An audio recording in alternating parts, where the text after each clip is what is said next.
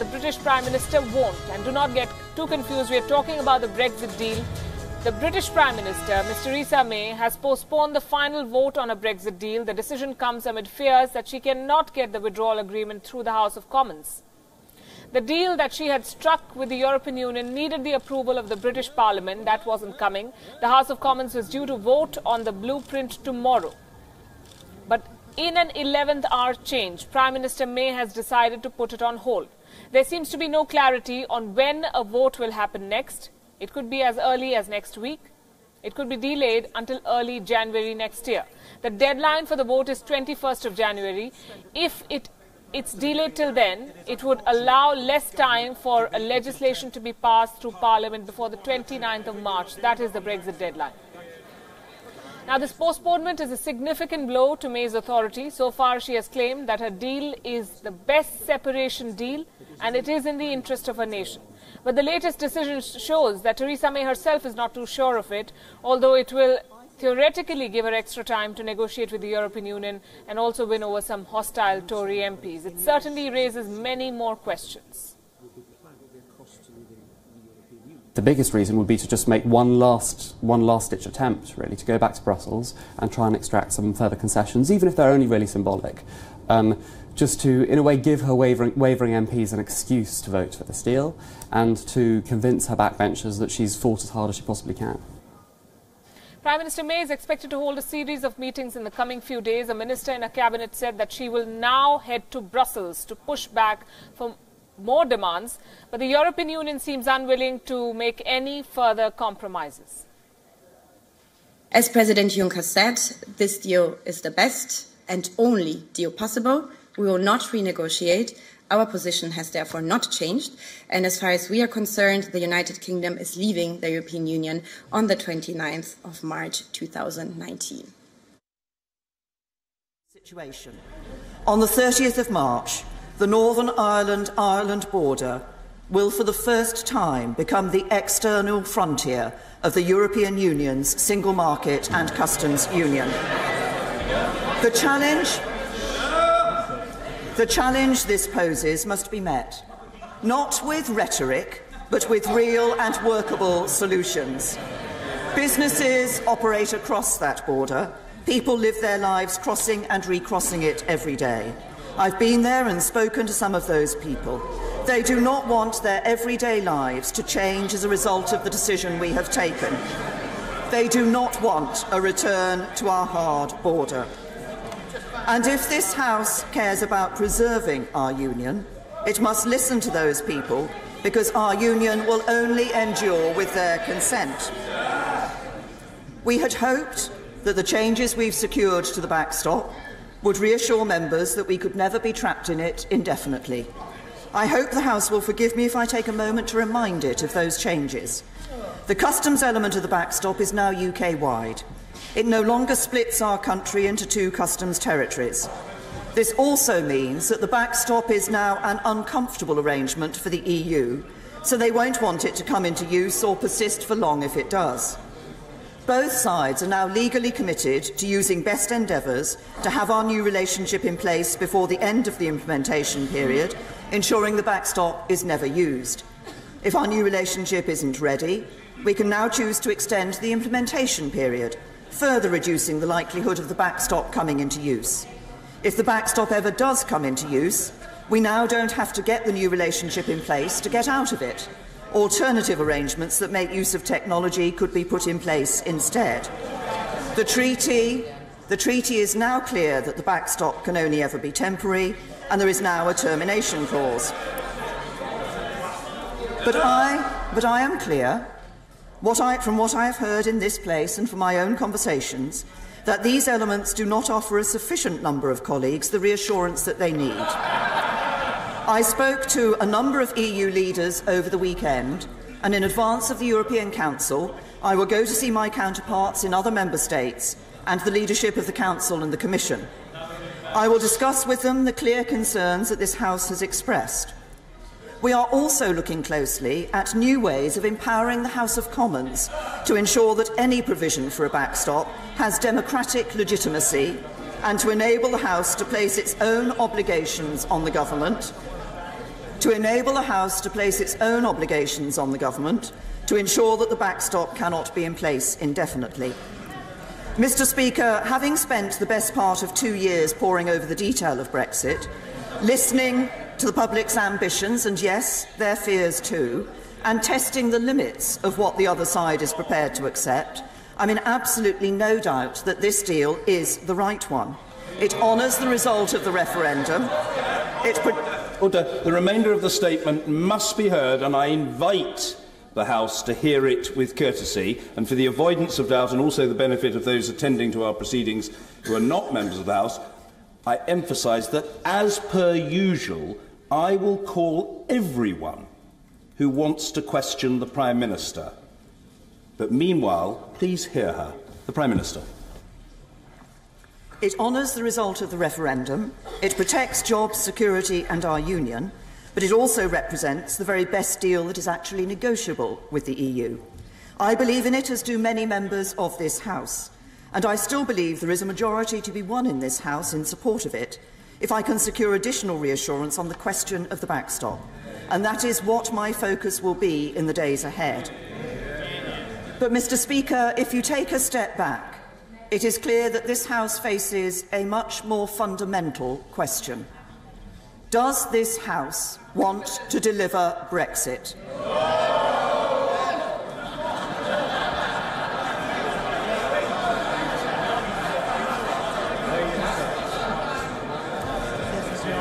And a clear message from the SNP, but if the House does it want to do so through reaching an agreement with the EU? If the answer is yes, and I believe that is the answer of the majority of this House, then we all have to ask ourselves whether we're prepared to make a compromise, because there will be no enduring and successful Brexit without some compromise on both sides of the debate. Many of the most controversial aspects of this deal, including the backstop, are simply inescapable facts of having a negotiated Brexit. Those members who continue to disagree need to shoulder the responsibility of advocating an alternative solution that can be delivered, and do so without ducking its implications. So if you want a second referendum to overturn the result of the first, be honest that this risks dividing the country again.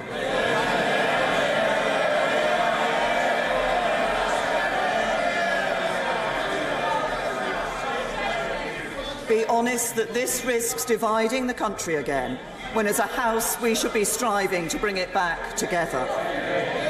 If you want to remain part of the single market and the customs union, be open that this would require free movement, rule-taking across the economy and ongoing financial contributions, none of which are, in my view, compatible with the result of the referendum. If you want to leave without a deal, be upfront that in the short term this would cause significant economic damage to parts of our country who can least afford to bear the burden. I do not believe that any of those courses of action command a majority in this House. But notwithstanding that fact, for as long as we fail to agree a deal, the risk of an accidental no deal increases. So the government will step up its work in preparation for that potential outcome, and the Cabinet will hold further discussions on it this week. The vast majority of us, Mr. Speaker, accept the result of the referendum and want to leave with a deal. We have a responsibility to discharge.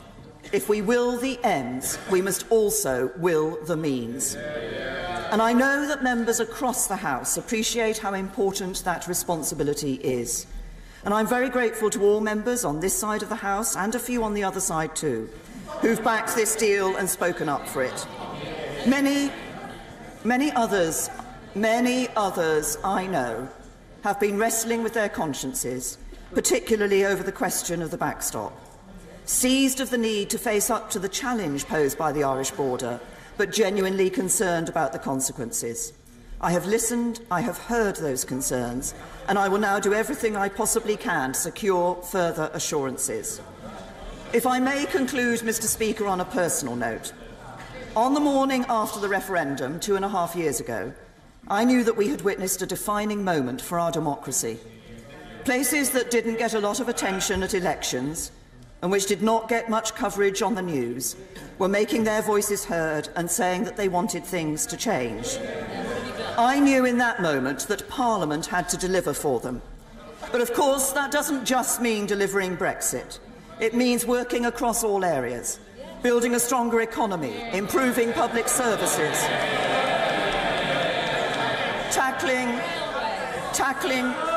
tackling social injustices, to make this a country that truly works for everyone. The Prime Minister must be heard. The Prime Minister.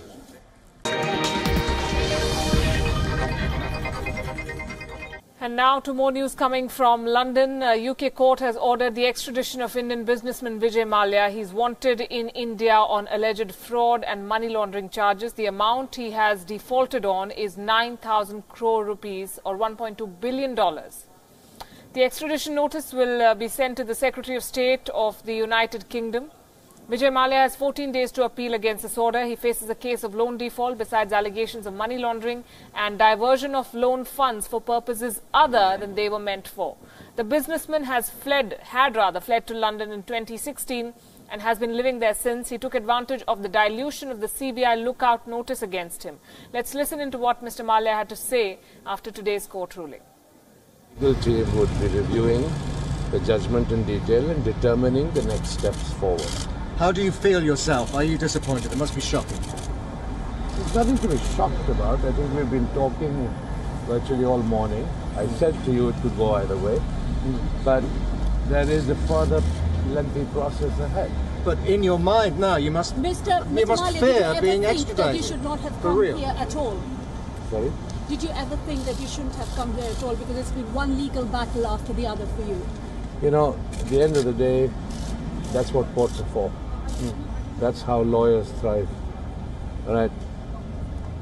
Do I regret being in a situation where I'm reading legal papers and paying legal fees? Yes, I do. I could have done something more productive with my time. But it is what it is. And so long as I have proper rights, I will enforce them. The Westminster Court judge said that there is insufficient evidence that Mallya won't be tried by a competent and fair court in India. The judge said that he finds no risk of justice being denied to Vijay Mallya upon extradition and that there is no evidence of the prosecution being politically motivated. Remember, that's the charge that Vijay Mallya has repeatedly made. He's called the allegations against him politically motivated. The court order to extradite Vijay Mallya comes just a week after Christian Michel was extradited by the UAE to India. Remember, he was the middleman in the VVIP chopper deal with Italian firm Augusta Westland. The developments give a major boost to the ruling NDA government ahead of the general election in 2019. Finance Minister of India, Mr. Arun Jaitley, welcomed the decision of the UK court today. He targeted the opposition, saying that the UPA regime, the previous government, helped offender Vijay Mallya. Of the magisterial court in London extraditing to India an accused who has embezzled a lot of bank money and then sought shelter in the United Kingdom is a great victory for India. It's a victory for ethics and probity. It's also a signal to all that nobody can cheat India, its people, its economy, and then go hide somewhere in the world, and India will never be able to get at him. However powerful and important you are, the law is certainly above you. And wherever you hide in the world after cheating this country, India will find you out. And that is what seems to have happened. Before the court ruling today, Vijay Mallya had given a statement to the media saying that former employees of his company, Kingfisher Airlines, are a priority for him. He said that if the court accepts his settlement of dues offer, then the former employees should be paid first. The news of Vijay Mallya's extradition turned the discourse in favour of the ruling BJP days after exit polls showed that it will lose a majority of the 5 states that voted recently. The results of assembly elections for these 5 Indian states will be out on Tuesday in less than 12 hours from now. It's being dubbed as the semi-final before the 2019 general election. So why are these election results so crucial? What impact, if any, will they have on 2019? And will they have any bearing on Prime Minister Narendra Modi's chances? Is this a referendum on his popularity? We try to answer all these questions and more in the next 3 minutes.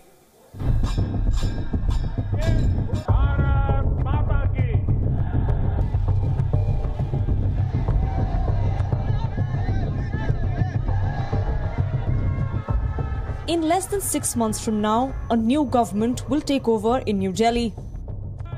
Will Narendra Modi be granted a second term as Prime Minister? That's the question on everyone's mind. And December is final. Why? Because it is the last election before 2019. These 5 states contribute immensely to the Lok Sabha. 83 seats to be precise. Madhya Pradesh contributes 29 seats to the lower house of parliament, Rajasthan 25 and Chhattisgarh 11. 17 Lok Sabha seats come out of Telangana and 1 out of Mizoram. Winning Madhya Pradesh, Rajasthan and Chhattisgarh, which are seen as BJP bastions, is important for the party to keep the momentum going for 2019. These elections are also crucial because there is a lot at stake for Narendra Modi. Losing Hindi-speaking bastions would dent the Prime Minister's image ahead of 2019. If Madhya Pradesh, Chhattisgarh and Rajasthan slip out of BJP's grasp, it would mean Hindutva didn't work. Personally, for Narendra Modi, retaining these bastions is important to keep the Modi magic aura intact. And for Modi and Amit Shah, the 2 star campaigners of the party, winning these 3 seats would indicate that they can translate popularity into votes. For some, these election results would prove to be a watershed moment. For the BJP, ruling more than 19 out of 29 states would mean cementing its hold. It will give them the required boost ahead of 2019, and it will also re-emphasize the strategy of the Shah-Modi duo. These elections are equally important for the Grand Old Party, which seems to be questioning its survival and leadership. For the Congress, wresting control of any of the 3 BJP bastions would be a big morale booster ahead of 2019. It would be a stamp of approval of Rahul Gandhi's leadership, one that is often questioned even within the party. It will also improve the image of the Congress party, which was on a losing streak in the last few assembly elections. These results will be a curtain raiser to the general elections in 2019. It will gauge the nation's mood, and both the BJP and the Congress need the boost going into election year. Bureau Report, World is One. The Yellow Vest protests are giving headaches to the Macron government in France. Over the weekend, more than 100,000 protesters took to the streets in Paris. Some of them destroyed cars, broke windows and smashed stores. French President Emmanuel Macron had scrapped the fuel tax hike. That was the first trigger, the initial trigger for these protests, but clearly it hasn't helped his case. Several protesters on Saturday raised demands of the president's resignation. The protests in France have caught the eye of the world. In fact, the movement is now crossing borders. The Yellow Vest protests have spawned similar protests across Europe. Last week, hundreds of people took to the streets in Brussels. Their demands were similar, if not the same. I think anger comes from far beyond taxes. I am listening to what people say. I read the placards. Some are asking for more horizontal society, a referendum, direct democracy. That's it. We have been hearing the same speeches for 30, 40 years, saying there needs to be lower salaries, higher taxes, more austerity. Just like in Paris, the protest in Brussels was disorganized. Belgians pay the highest state taxes on diesel in Europe. While the cost of living has gone up in Belgium, the lowest earners are struggling to make ends meet. The protesters want their government to cut fuel excise duties, reduce the cost of electricity and water, increase pensions and lower the age of retirement. But unlike what happened in Paris, the protest in Brussels was mostly peaceful. As for Paris, the protest this weekend got out of hand. Out of the 125,000 who marched the streets, more than 1,200 were arrested. Violent mobs went around the city, toppling cars and smashing shops. Our next report sums up the last 4 violent weekends for France.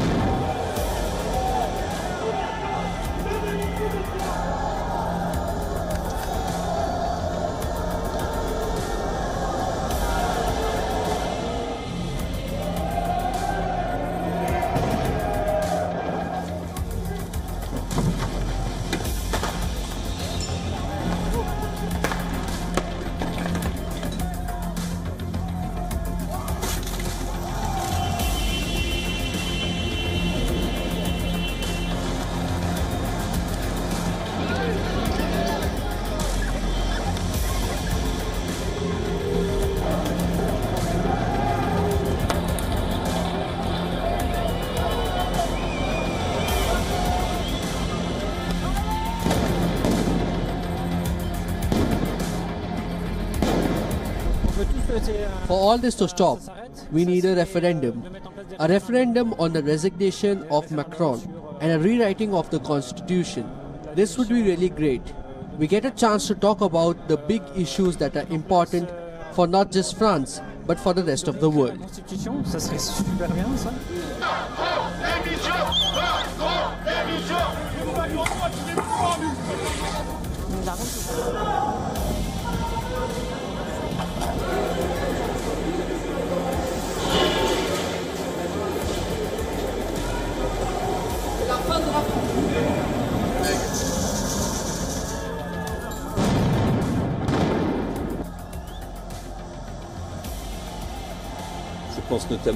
My thoughts especially go to all those who fell victim to these acts, notably and for example, the business owners who had their storefronts destroyed and their stores ruined. We have to be attentive to these victims who are legitimately waiting for repair. Justice must be done and we should do everything in our power for it to happen. Légitimement réparation.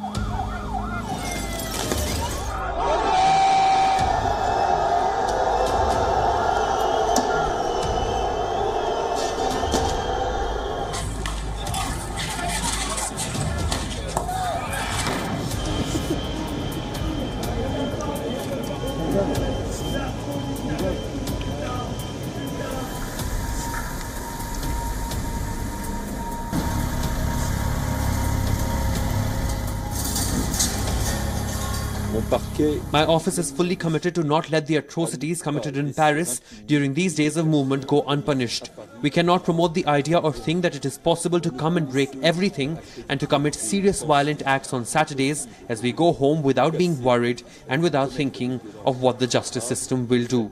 En rentrant chez soi tranquillement.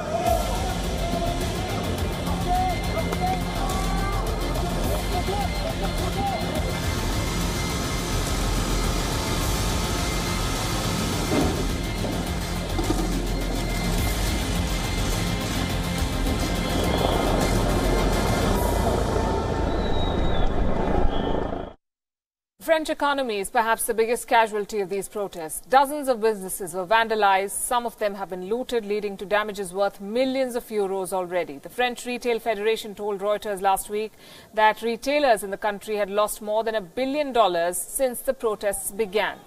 Most likely, the number would have gone up after this last weekend. Another report claims that restaurant trade could have dropped by as much as 50%. France is known as a dream destination for several tourists, but the protests could have an adverse impact on tourism. The country's national hotel chains group estimates that New Year reservations are down by at least 10% already. Small and medium businesses have lost more than $11 billion due to the protests. Listen into what the French finance minister had to say. I think it's very bad news for the French economy, for business owners, for very small and medium-scale businesses, for artisans, for all those who counted on the year-end sales to bring in higher revenues and maybe to pay their employees better. That will not be possible. So these are not good news for the French economy, which is more of a reason for us to bring this to an end as fast as possible. Protesters claim that this was supposed to be a peaceful agitation. So what explains the violence on the streets of Paris? Reports have now emerged that pro-Russia social media accounts are stoking anger against President Macron. Was there a legitimate attempt then by Moscow to stoke passions? Or is the French government trying to pin its failures on Russia? Our next report explores.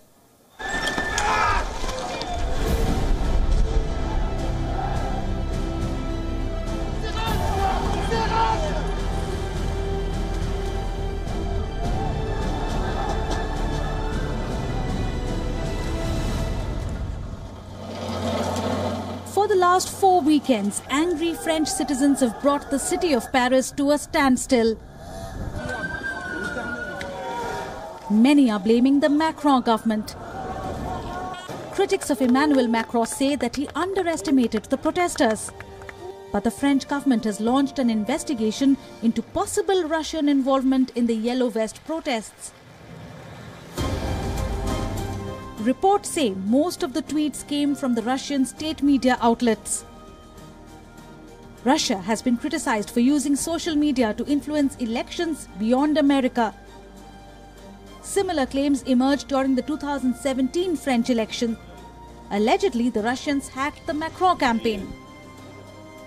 Tens of thousands of internal emails and other documents were leaked. The Macron campaign had termed this as a massive and coordinated hacking attack, but these attempts failed. In fact, after taking power, the French president introduced a law against fake news. Les pouvoirs du régulateur, qui seront par ailleurs profondément repensés durant l'année 2018, seront accrus pour lutter contre toute tentative de déstabilisation par des services de télévision contrôlés ou influencés par des États étrangers.